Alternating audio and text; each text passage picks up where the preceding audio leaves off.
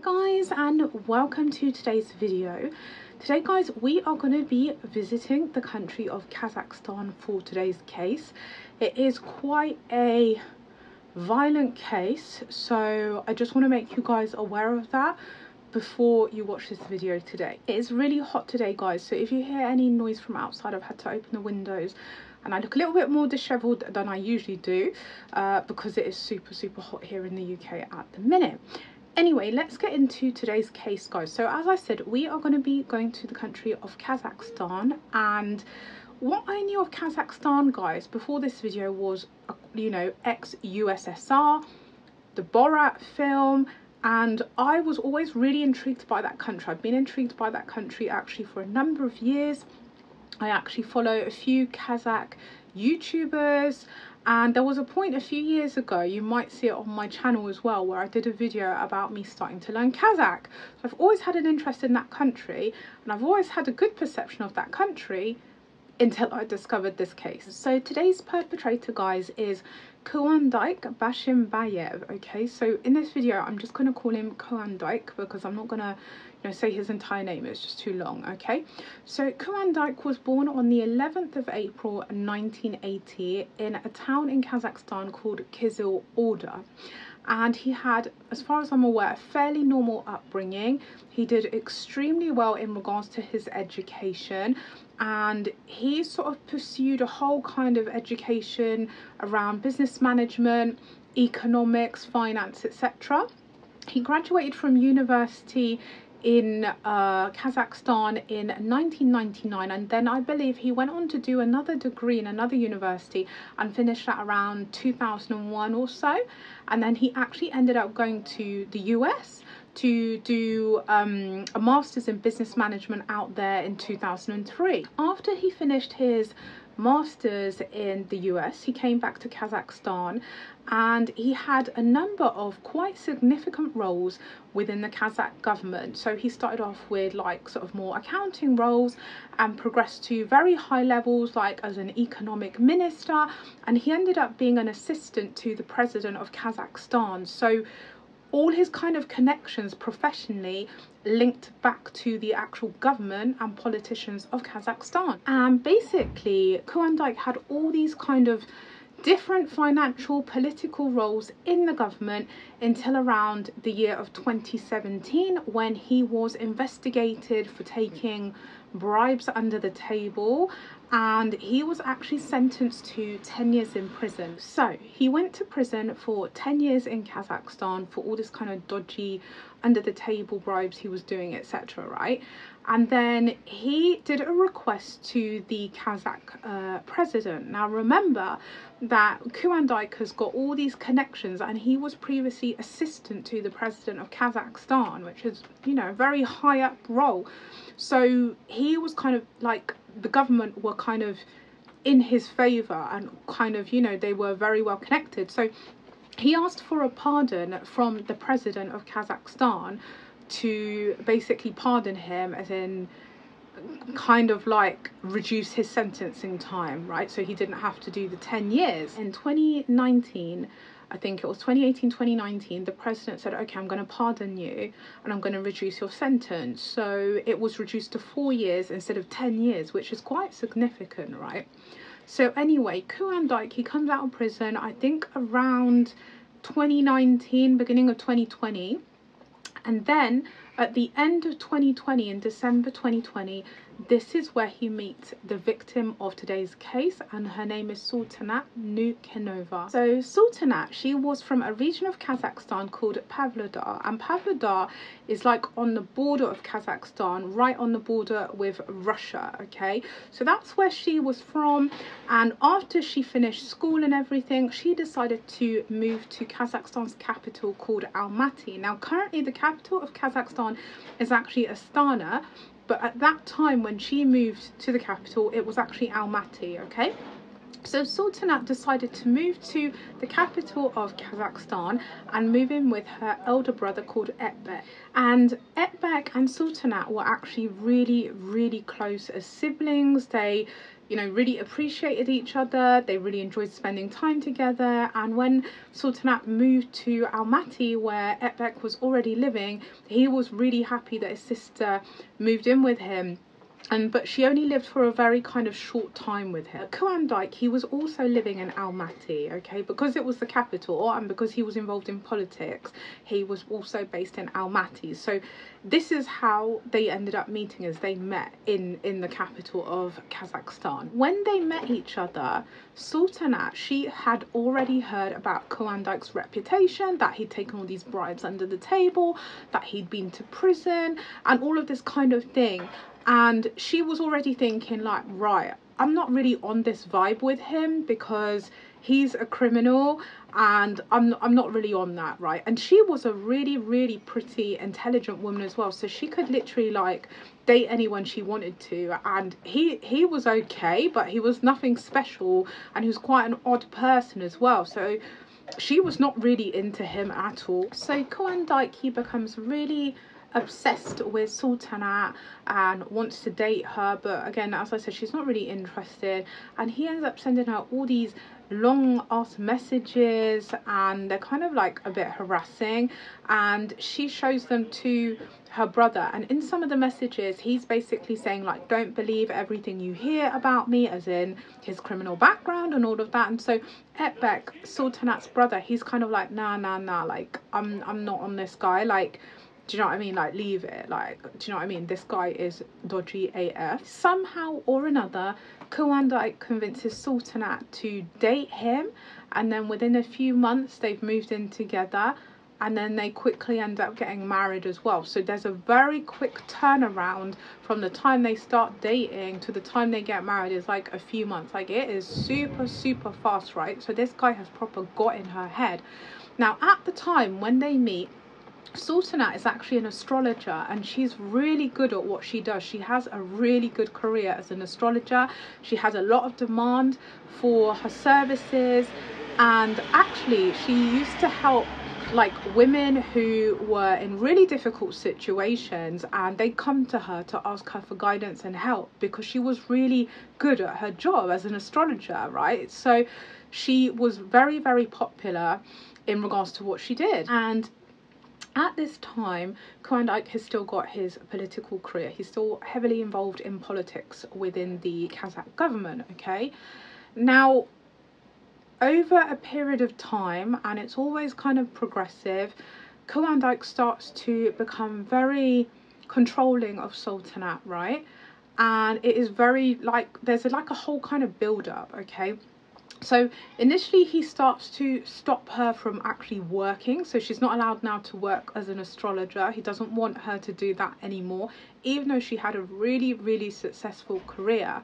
And progressively over time, a level of domestic violence builds up where he's hitting her, you know, kicking her, and there's points where he's tried to strangle her. Like, the level of violence is really, really high. You guys may recall that I covered the case of the Khachachurian sisters that were abused by their father very heavily, and they were based in Russia, and Russia had decriminalized domestic assault, domestic violence against women, right?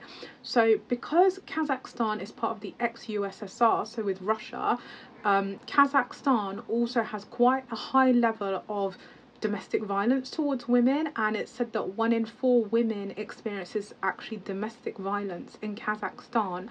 And in the year of 2023, that's just last year, 400 women died from domestic violence in Kazakhstan, compared to the UK where 70 women died, which is still absolutely appalling, right? But 400 women died just of domestic violence in Kazakhstan in 2023. So it's important to note in this case that also in Kazakhstan, domestic violence or domestic assault towards women was actually decriminalized, sorry guys, until 2017, right? Which is obviously very, very recent. Which is unbelievable. It's just absolutely appalling, if I'm honest. And even after 2017, when the laws became stricter in regards to domestic violence in Kazakhstan, it still wasn't really like considered as a crime, to be honest. And if women had their jawlines, like their jaws broken, their noses broken, they had fractures in Kazakhstan until very recently, yeah, this was considered a minor sort of accident, a very minor health issue, right? Which clearly it isn't. If you fracture someone's jaw or break their nose, this is not minor, yeah, by any terms at all. But in Kazakhstan, that was considered a very minor offence. Like, it's just like nothing. Like, you get a slap on the wrist, you'll probably get a small fine, you'll get nothing else for that, no prison time, nothing, yeah. So that's how domestic violence was in Kazakhstan until very, very recently. And it was only considered more severe if a woman had to be hospitalized for up to 21 days in hospital because of domestic violence. So Kuandyk is perpetrating this very, very high level of violence towards Sultanat. And as I've just obviously explained, guys, in Kazakhstan, it's like domestic violence is almost considered an everyday part of life, from a male to a female to perpetrate that. So it wasn't unusual. The fact he stopped her from doing her job, from going to work, that wasn't unusual. And so it was almost like Sultanat didn't really have any resources to get her out of this situation or help her. Like, her brother was still there, but it's so difficult, I think, for him to interject because of the way sort of things work culturally within Kazakhstan in regards to domestic violence. At this point, Kuandyk and Sultanat are about a year into their marriage, so they've only literally been in the relationship about a year, and all of this has been going on, right? So after they've hit about around a year of the marriage, yeah, so we're talking November 2023 now. So there's a day where they're at this kind of shopping mall, shopping centre, like food court, etc. Okay, so it's like a public place, and they're outside a kind of restaurant there. Okay, and Kuandyk, he starts to physically assault Sultanat in broad daylight, literally outside this shopping mall. And there is CCTV because it's a shopping mall, it's a public area, so all of this is on CCTV. And he is kicking her, hitting her, he's tried to strangle her, everything, like in broad daylight, yeah. I don't know where anyone was, but this is all going on and it's on CCTV, yeah. And then what happens, I think this is like in the morning time, is he drags her into this restaurant area of this shopping mall, and he locks her in there with himself in there. Now, initially I thought, how is this possible that he's just gone into a restaurant by himself with Sultanat and locked the restaurant and it's just them? But remember, guys, this guy is like quite a high politician in Kazakhstan, so he somehow locked them together in this restaurant within the shopping mall, okay.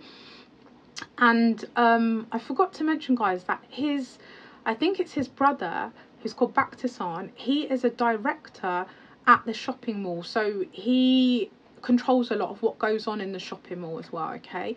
So Kuandyk has now taken Sultanat into this restaurant and locked the door, and so he holds Sultanat like hostage in this restaurant.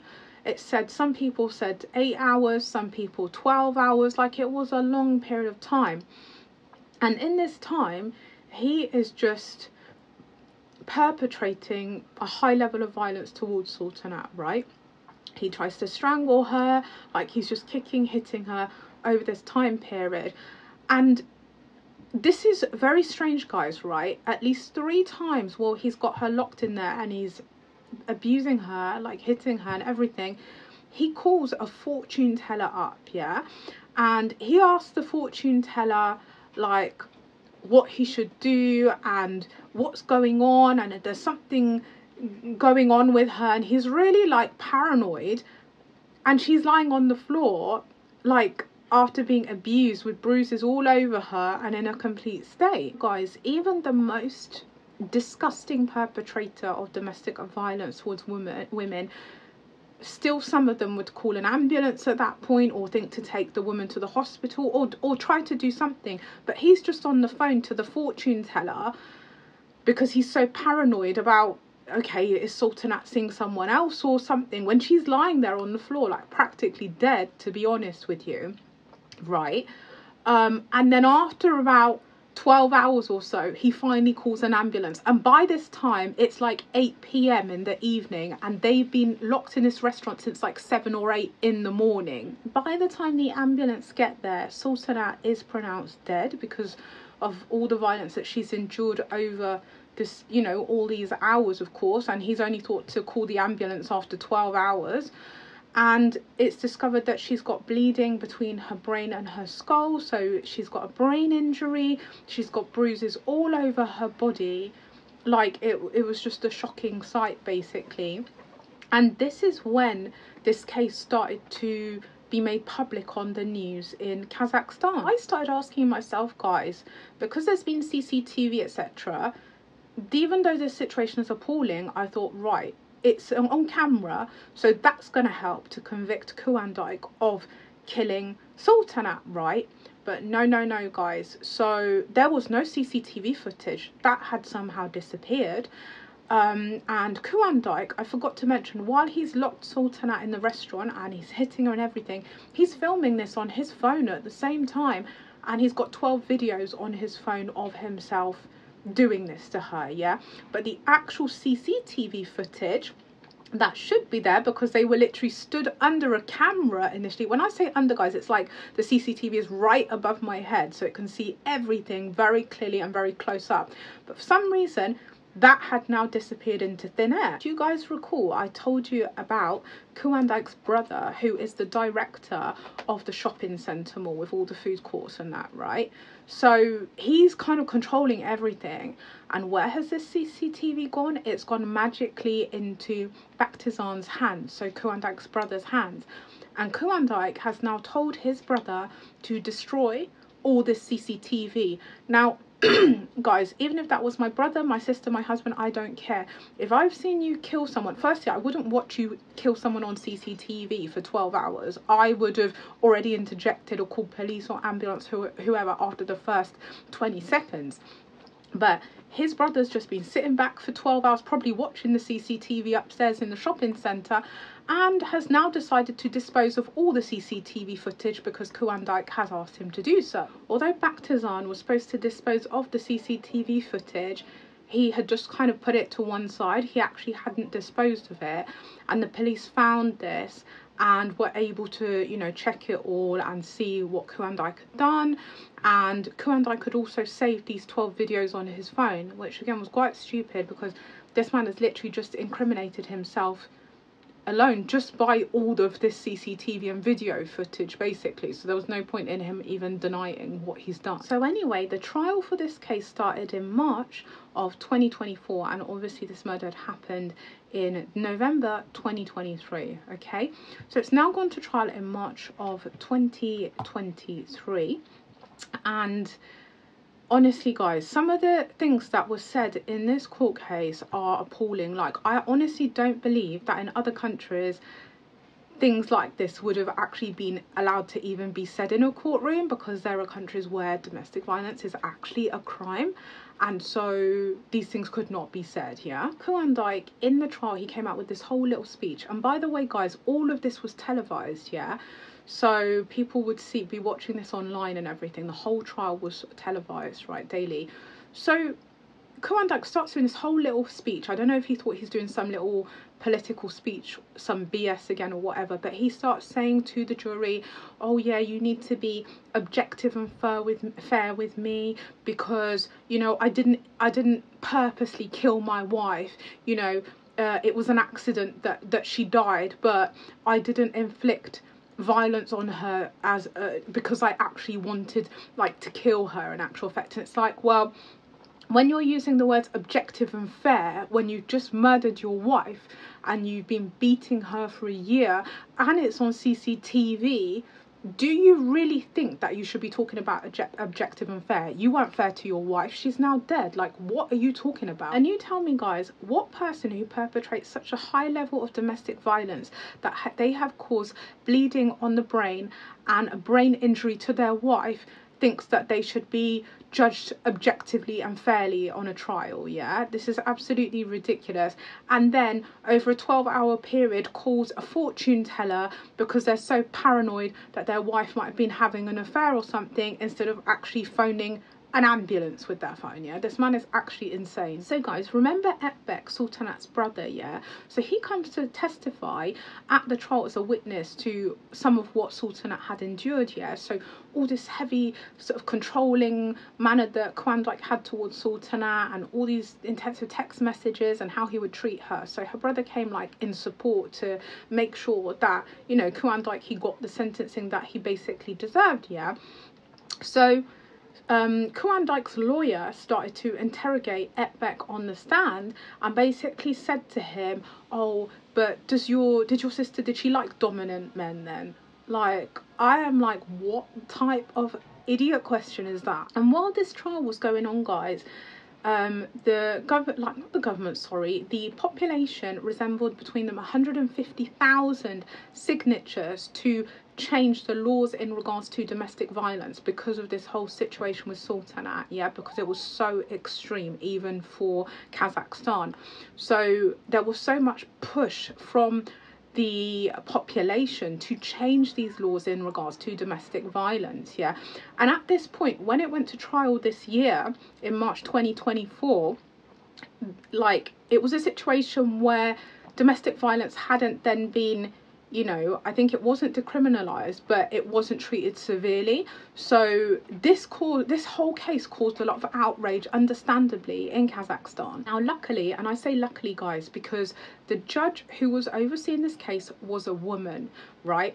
And I don't know if it would have made a lot of difference if it was a man, but I feel like, given what was going on at that time and the fact that, you know, domestic violence was, I mean, practically decriminalized, you know, it was kind of normal, I feel it was very lucky that it was a female judge that was actually overseeing this case with Kuandyk. So the judge could see through Kuandyk and his lawyer's BS, yeah, and there was so much CCTV footage, it was like, you know, no one really knew how Kuandyk or his lawyer were going to contest this and say it's like an accident, because it's absolutely ridiculous. Yeah, so she sentenced Kuandyk to 24 years for the murder of Sultanat Nukanova, and even then I feel like 24 years is not even enough. I feel like in that situation, and the judge being female, she probably tried to give the maximum that she could. But I feel like, had this been the UK or another country, he would have got 30 years, or he would have got life imprisonment. If this was the US, he might have even got the death sentence. So I feel like it still wasn't enough of a sentencing for this idiot. And bearing in mind, he'd already had a criminal record and had been convicted before. So his sentence for this should have been higher because he's already a criminal, right? And after this case, the law in regards to domestic violence was reviewed in Kazakhstan, and it's actually called Sultanat's law, and it is now criminalizing domestic violence towards women.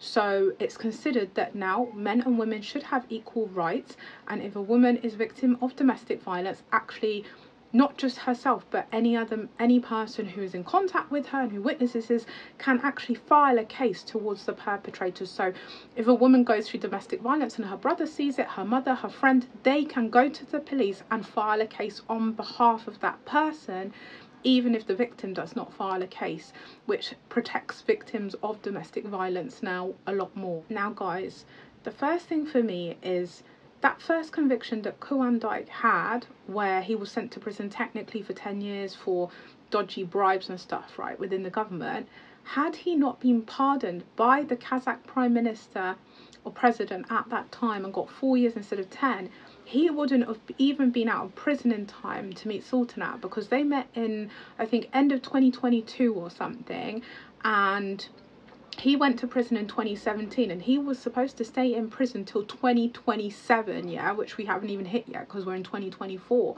So had he had to do his whole sentence, he would not even had the opportunity to meet Sultanat when they actually met, right? So that all of this could have been avoided had this guy had to do his proper sentence. And I forgot to mention, guys, between 2018 and 2022 in Kazakhstan, domestic violence rose by 141%. And when I read this, I could not bloody believe it.